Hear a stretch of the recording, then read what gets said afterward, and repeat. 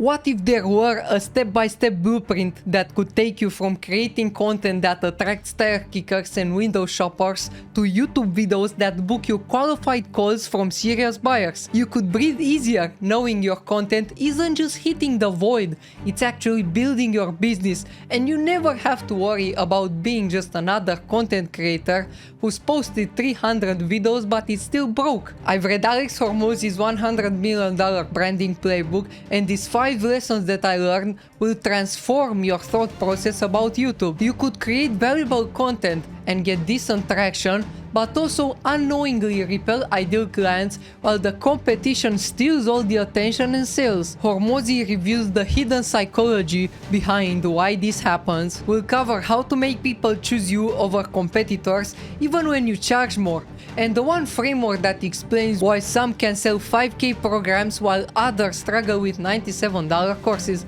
But first you need to understand why attracting the wrong audience is costing you money. Framework number 1. The YouTube branding problem. Picture this, you have 2 business owners creating YouTube content in the same niche. Business owner A gets consistent views on their videos, business owner B gets moderate traction but nothing spectacular. Business owner A celebrates their latest video being very valuable but ultimately books 0 sales calls. Business owner B celebrates closing 3 new clients worth 30k from a video with very little views. The difference isn't content quality or production value. Both create valuable information. It's what Hormozi calls the fundamental misunderstanding of branding. You think you're building authority, but you're actually attracting the wrong audience. Good branding means pairing your business with something a majority of your ideal audience likes. Bad branding means pairing your business with something a majority of your audience dislikes. No branding means exactly what it sounds like. Exposure results in them behaving you as normal. You're practically invisible. Being invisible for content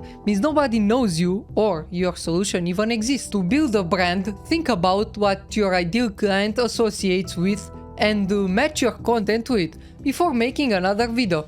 Bad branding is better than no branding, but you end up with unwanted results, unqualified prospects, more views and less sales. When you create content to prove how smart you are, you attract people who want to learn but not people who want to buy. Your associations determine your audience quality, not your content quality. By the way, if you want to apply these frameworks without having to figure out all the details yourself, check the first link in the description where we handle the entire content creation process for business owners just like you. Okay, so now let's dive in the 5 frameworks. The avatar selection method. Hormozi starts with a critical insight that you might know but fail to apply. Quote, "Even though we could help everyone, it's unlikely to result in a profitable business. We'd have to be too many things for too many people." End of quote. Your brand targeting must follow 4 specific criteria before reaching out to your ideal avatar in order to have the best results. Number 1. The market is growing. Quote, "Because if you have to pick between an audience that's shrinking,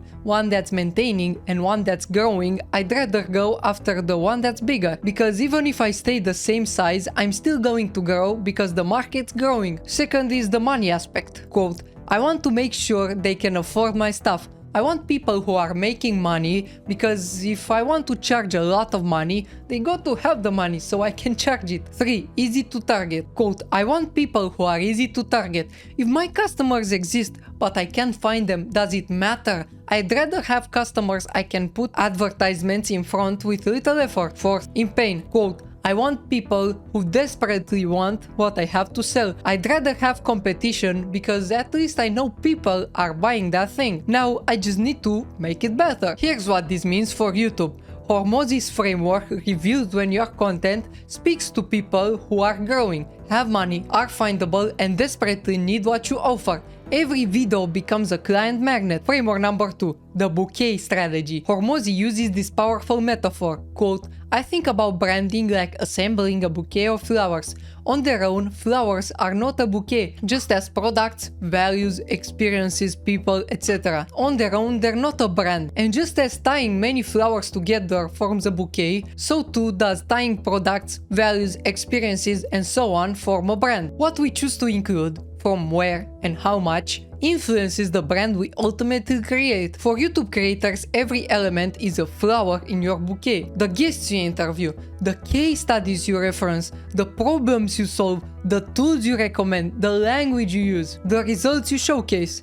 Most, though, might have what Hormozi calls a confused bouquet, including broad or mismatched branding rather than what attracts their ideal clients. If we don't match the flowers to the bouquet we want to build, and we include sticks and weeds, we will create bad pairings that distort the clarity of our bouquet, making it worse overall. The solution is ruthless curation. If you want to attract entrepreneurs making 500k plus, every flower should appeal to that level. Your example shouldn't be about how to start a side hustle. They should be about how to scale past a 500k ceiling, or how to optimize operation when you have at least 10 employees. Framework number 3. The premium process. This is where Hormozi reveals the money-making secret about how branding transforms commoditized products into premium offerings. Quote, you transfer some of the influence and reach of what you pair with your product into the product itself. Then you deliberately pair the product with your audience using an offer. But we have a twist. A strong brand turns commoditized products like a $10 hat into a premium product, and premium products get customers to want to pair themselves with the product. Take a generic $10 hat. With a strong brand, you can charge $90 for it. Same hat, same materials, same manufacturing, same functionality. The only difference is the association. Your YouTube content follows the exact same principle. Two creators can teach identical strategies. Creator A associates with, here's a free tactic that might help your small business. Creator B associates with, this is the exact system that my $2 million client used to break through their growth plateau. Same information, completely different associations, completely different pricing power. They give the money, they get the hat, but the association happens based on what they've seen, where that logo has been elsewhere. They wear the shirt and go from, I want to be an ambitious entrepreneur or an investor exchanging money, and now saying, I am an ambitious entrepreneur. That is how this works. Your content creates the same exact psychological transformation. People don't buy your course or coaching. They buy the association with the success, sophistication, and results you consistently pair with your brand. Framework number 4. The brand pivot. By following the first 3 frameworks, your branding would be way stronger. But what happens when you evolve? You change something, yet your branding stays the same. Most live in fear of losing their audience if they evolve. Hormozi reveals how to properly brand pivot. Quote, when you make a move, only 2 things can happen. You can gain more than you lose, and you can lose more than you gain. As an example, you sharing your support for a political party. You just have to crunch the numbers. Which one is bigger? You lose more or you gain more. 1-for-1 swaps only happen on paper. We want to make sure we net positive on all moves we make. If anyone's seen a small town band hit it big, some of the original fans always take issue with you. They say things like they sold out or they're corporate puppets now or whatever. By taking the opportunity to play on the big stage, they took a gamble. They gambled the loss of some of their local audience for exposure to a much bigger and broader audience. And sure, they did lose some of those locals, but they gained way more than they lost. For YouTube, this means you can surely evolve from serving small businesses to enterprise clients, from beginners to advanced, or from one industry to an adjacent industry. The key is ensuring the math works. Quote, don't let the 5 mean comments stop you from gaining the 500 new people who like the new thing. And framework number 5, recovery from bad branding. Hormozi addresses what everyone fears, brand mistakes.